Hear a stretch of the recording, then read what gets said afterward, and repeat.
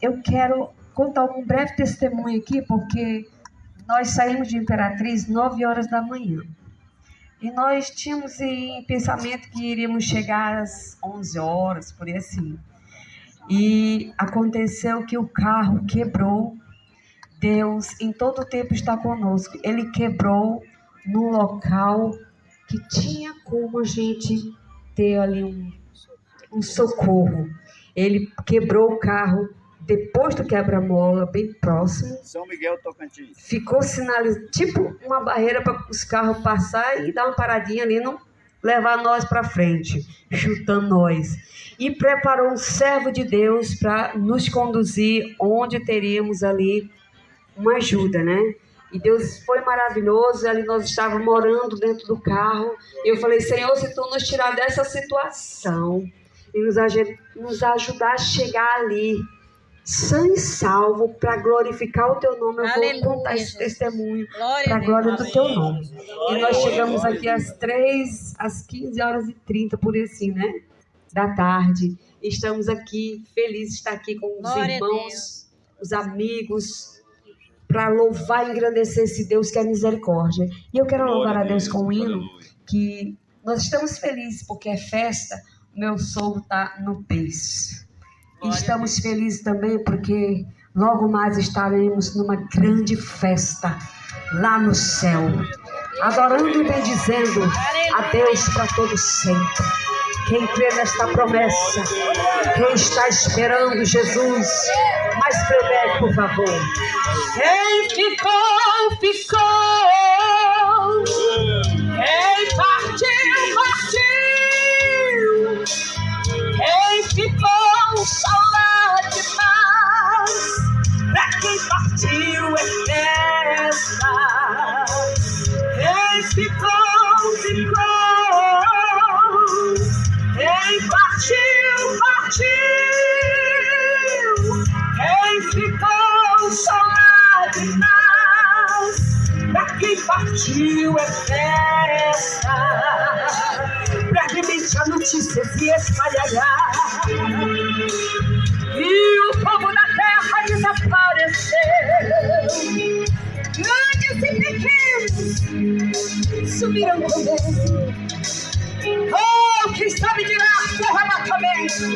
Quem sabe dirá que arrebatamento.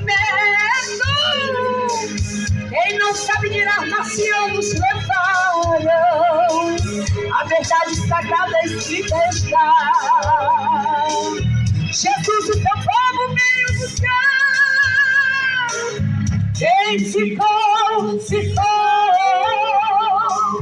Quem partiu, partiu. Quem vai subir, quem vai subir? Quem ficou, só lágrimas.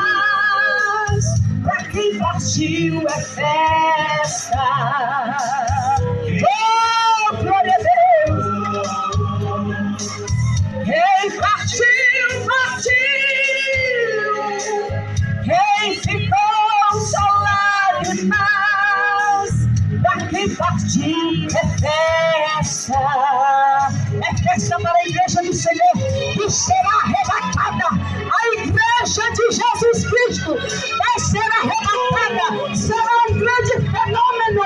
Oh, glória a Deus. Quantos creem nesta promessa? Quem está esperando Jesus? Oh, dá glória a Deus. Aviões sem pilotos foi para o abismo. Trens desgovernados e ônibus também. Ai, desesperado, esse filho sumindo. Grandes e pequenos tremendo também. Quem sabe dirá foi arrebatamento. Quem não sabe dirá nações levaram. A verdade sagrada escrita está. Jesus, o teu povo veio buscar. Quem ficou, ficou. Quem partiu, partiu. Você vai dizer adeus a esta terra. Levanta a sua mão aí. Levanta a sua mão. Muito em breve estaremos dando adeus para esta terra. Todo sofrimento, toda tristeza, toda violência, todo desamor, toda incredulidade, todo pecado, estaremos ali nas portas do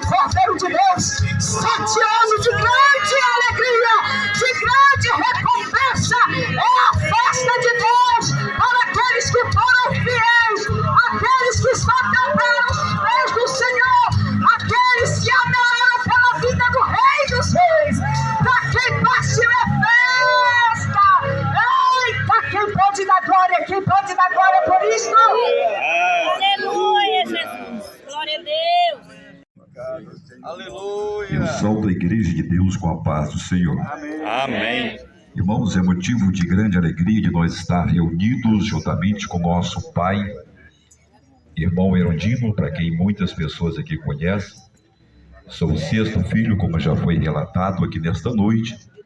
E eu muito me alegro, irmãos, por estar aqui hoje, dando este privilégio para o nosso pai, pai de 12 filhos. Pelo nome ser Erundino, nós sempre costumamos de chamar ou falar o nosso grande herói, né? E eu muito me alegro pela vida deste varão, porque, irmãos, teve 12 filhos e até hoje são todos 12 vivos, né? Praticamente quase todos servindo ao Deus Todo-Poderoso. Como nosso irmão Moisés falou aqui, irmãos, foi tudo a verdade que foi relatada nesta noite, que foi assim que a nossa mãe nos ensinou.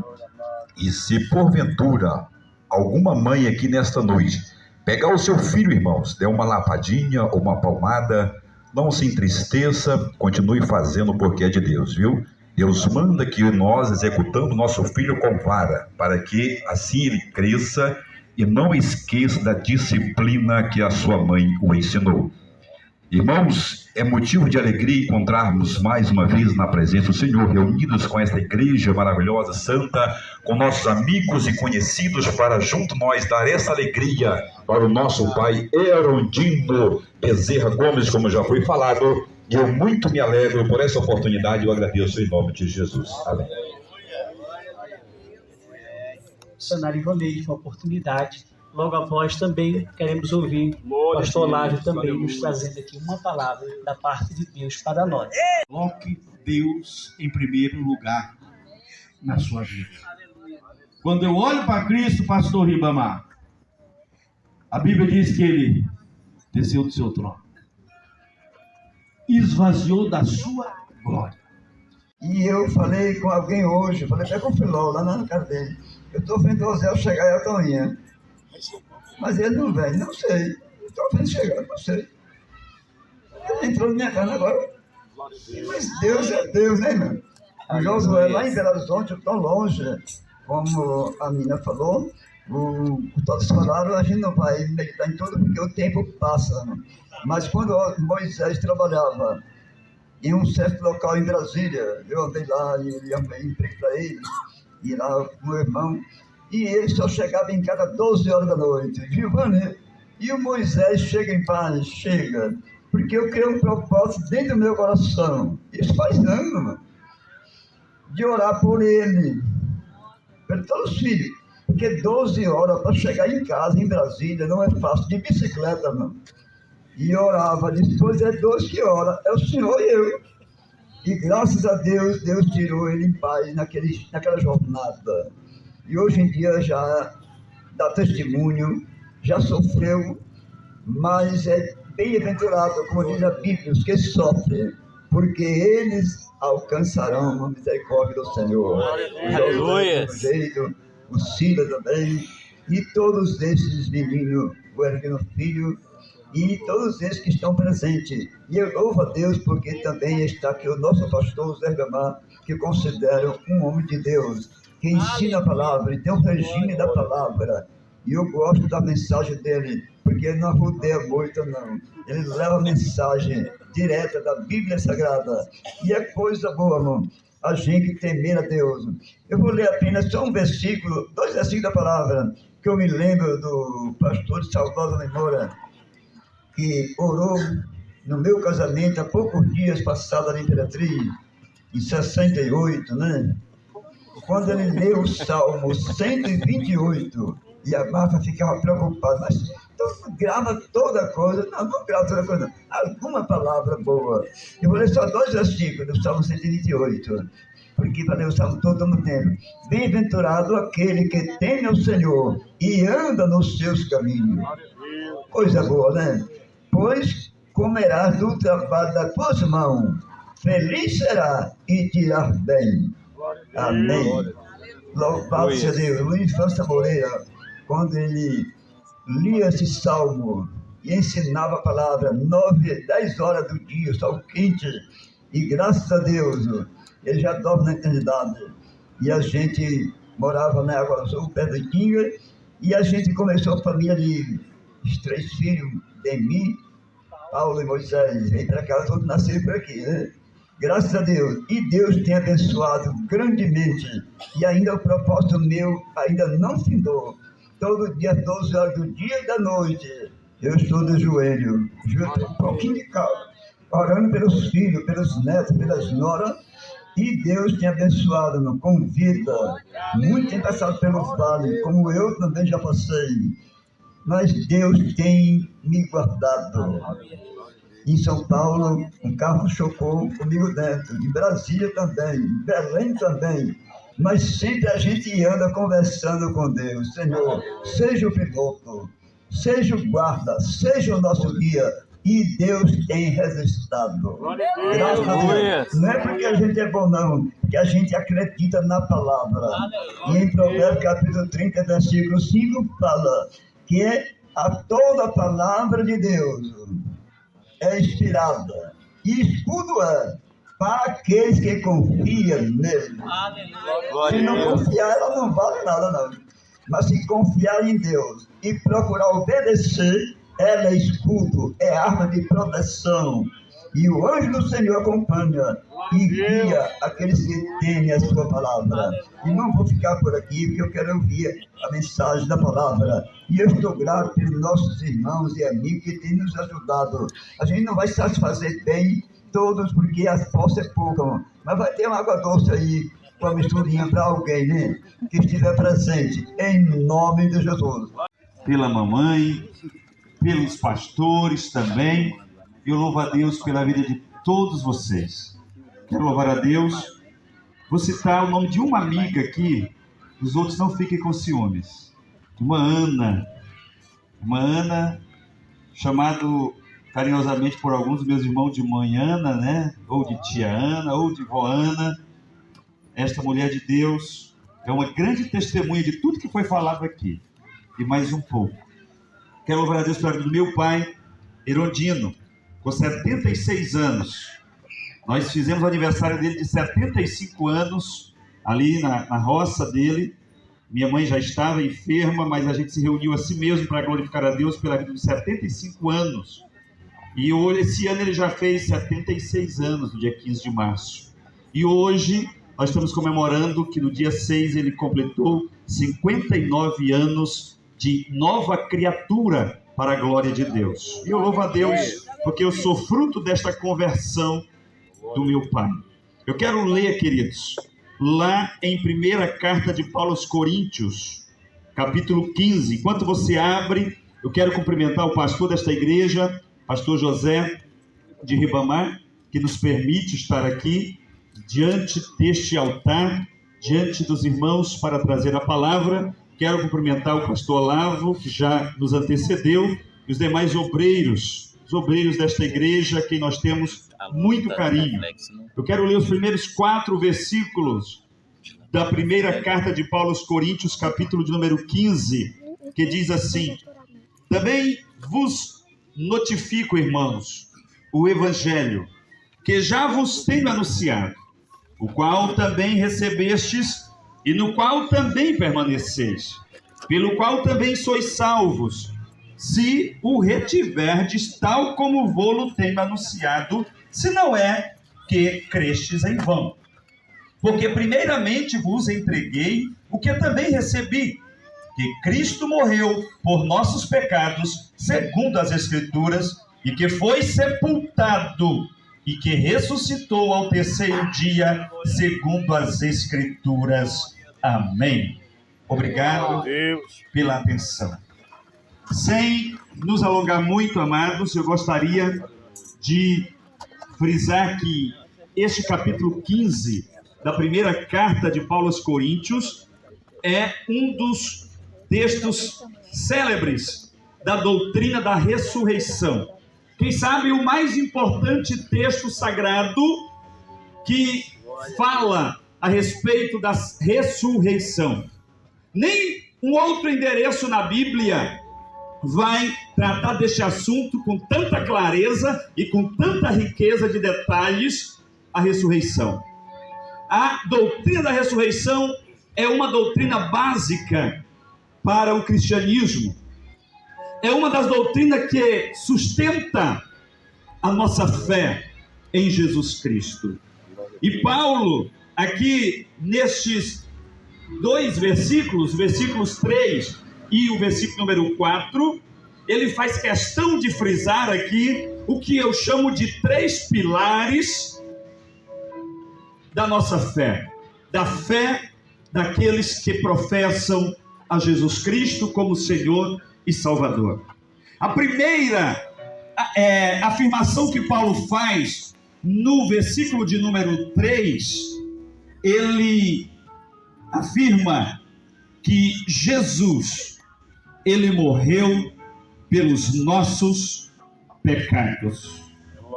A primeira coisa que o homem e a mulher precisa entender na sua vida é que Jesus Cristo, ele morreu pelos nossos pecados. Nenhum outro nome há dado no céu, nem na terra, nem mesmo debaixo da terra, pelo qual possamos ser salvos. Apenas o nome sagrado de Jesus Cristo de Nazaré é dado a todos os homens. Louvado seja Deus. E Paulo afirma que Jesus, ele morreu pelos nossos pecados. Jesus, ele não morreu acidentalmente. Jesus, ele não morreu porque quis ser um herói. Jesus não morreu para ser um exemplo de humildade. Jesus, ele morreu com um propósito, meu amado. Ele morreu pelos teus pecados. Glória a Deus. Aleluia. Todos nós precisamos entender esta verdade. E Paulo, ele faz questão de começar este capítulo afirmando que Jesus, ele morreu. E com a segunda afirmação, ele foi sepultado. Mas ser sepultado seria algo tão importante para a fé cristã?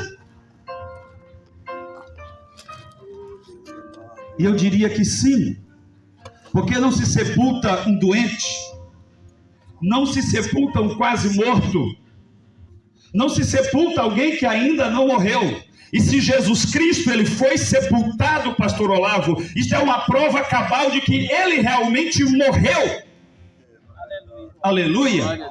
Ele disse, olha, eu darei a minha vida para depois tomá-la. Ninguém tem poder de tirar, mas eu mesmo a darei. Aleluia. E ele cumpriu. Louvado seja o seu nome, porque ele cumpriu a sua promessa, ele cumpriu o seu propósito, a sua palavra. Ele morreu pelos nossos pecados e ele foi sepultado. Ninguém pode inventar uma história de que Jesus fingiu de morto para depois aparecer ao terceiro dia, fingindo aí, fazendo-se de herói, dizendo ter morrido por uma causa e ter cumprido sem ter cumprido. Não, queridos, ele foi embalsamado, ele foi tratado como um defunto de fato, colocaram ali especiarias sobre o seu corpo e o sepultaram como se sepultava qualquer um bom judeu daquela época. Ele foi sepultado. É uma prova de que ele realmente morreu pelos seus pecados. Qual é o outro pilar da fé cristã, pastor Enoque? É que ao terceiro dia, ao terceiro dia, ele ressuscitou para a glória de Deus e para a nossa redenção. Se Jesus Cristo apenas tivesse pregado 3 anos e meio, se ele apenas tivesse dado a sua vida e morrido e estivesse no túmulo até hoje, como os grandes líderes de outras religiões por aí, nós seríamos os mais infelizes dos homens. Mas para a glória de Deus e para a felicidade da igreja, ele ressuscitou ao terceiro dia. Louvado seja Deus. E é por isso que nós estamos aqui, pastor José de Ribamar. É por isso que nós estamos aqui compartilhando dessa verdade, dessa felicidade, dessa bênção com a tua vida. Porque nós desejamos do fundo do nosso coração que você também creia nessa mensagem. E como foi dito aqui, se converta a Jesus Cristo, porque Ele é o único Senhor e Salvador. Não existe outro nome. Nem aquele nome que pode dar uma ajudinha para você, que você pode fazer uma oração, ou uma prece, ou uma promessa, ou um voto. Não! Só Jesus Cristo de Nazaré, aquele que morreu pelos teus pecados, que foi sepultado, mas ao terceiro dia ressuscitou em glória, aleluia, e subjugou o poder do pecado, do inferno e da morte. Louvado seja Deus. Tragada foi a morte pela vitória, escreve o apóstolo Paulo nesse mesmo texto um pouco mais adiante. Portanto, amados, a nossa convicção de salvação é porque Jesus ressuscitou. E repousa esta promessa sobre nós, conforme o texto que nós não podemos detalhar devido ao tempo. Um pouco mais adiante, Paulo explica que esta glória da ressurreição, ela não pertence só a Jesus. Ela não está destinada apenas para Jesus.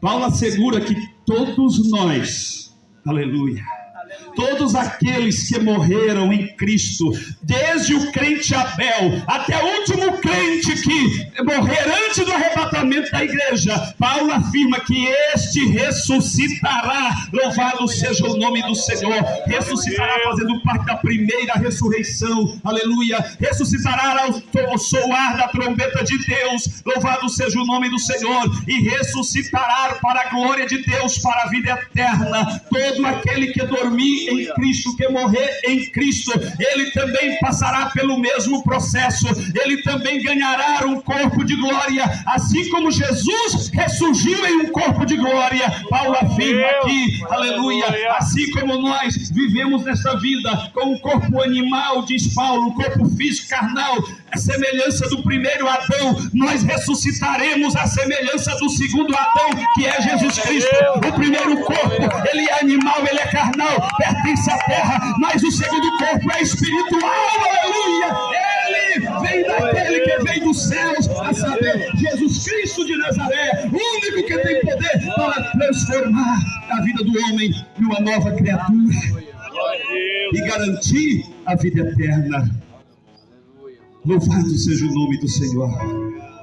Portanto, queridos, você que já enterrou um ente querido, e este partiu na fé como partiu Abraão, e este partiu na fé como partiu Isaac, esperando a promessa, acreditando na promessa, não alcançaram, mas partiram acreditando e aguardando o cumprimento da promessa.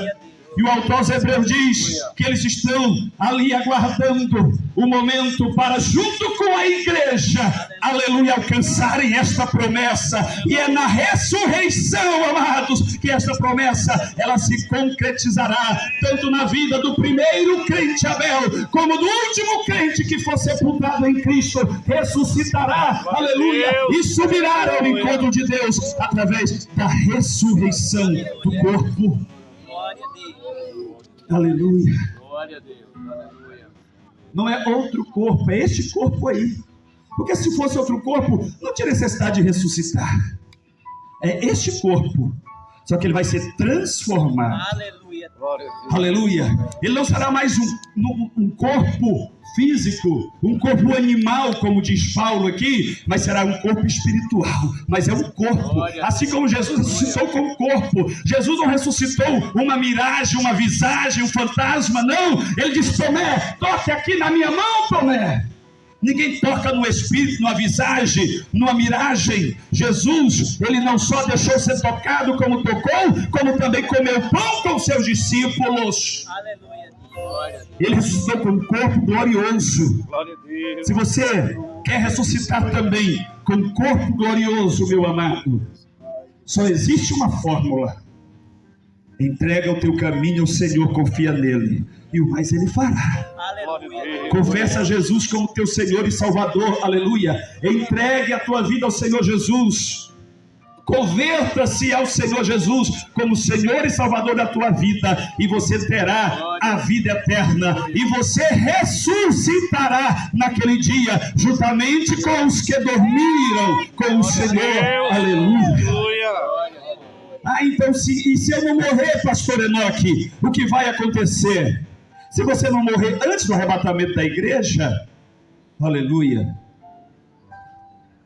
você será arrebatado após a ressurreição dos mortos. Você também será arrebatado. E nesse processo de arrebatamento, no abrir e fechar de olho, no átomo de tempo, como escreveu no grego o apóstolo Paulo, você será transformado também em um corpo glorioso, porque esse mesmo texto diz que carne e sangue não herdará o reino de Deus. Aleluia!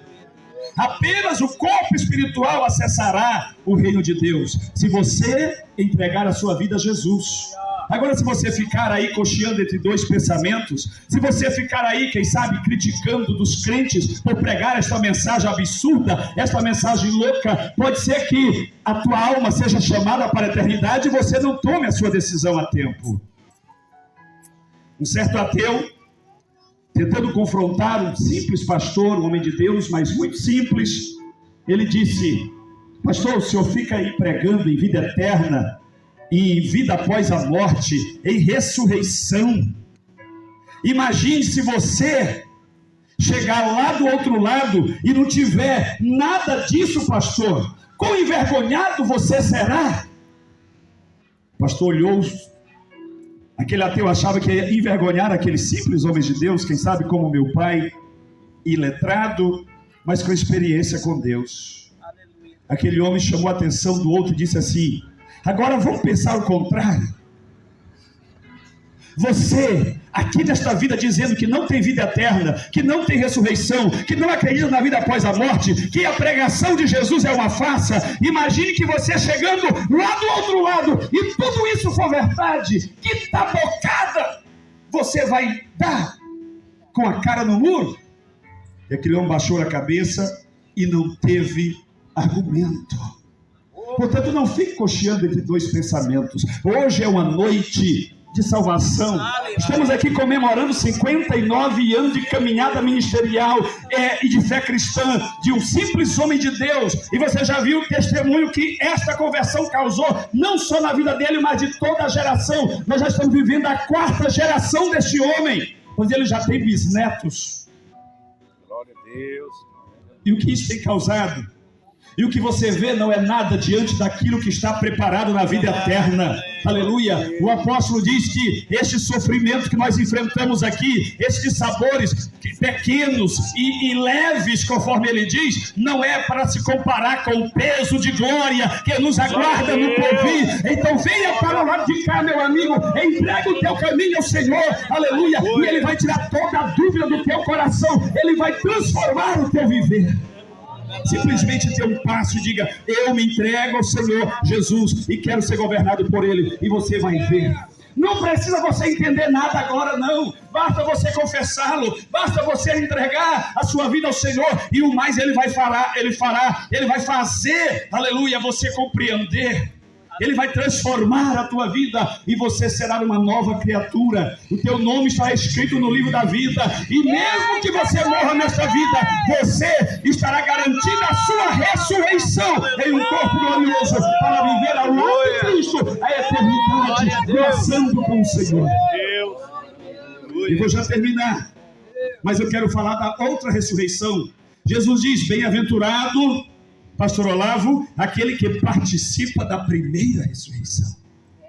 Porque a primeira ressurreição envolve aqueles que morreram em Cristo, morreram como Abraão, morreram como Noé, olhando para a promessa.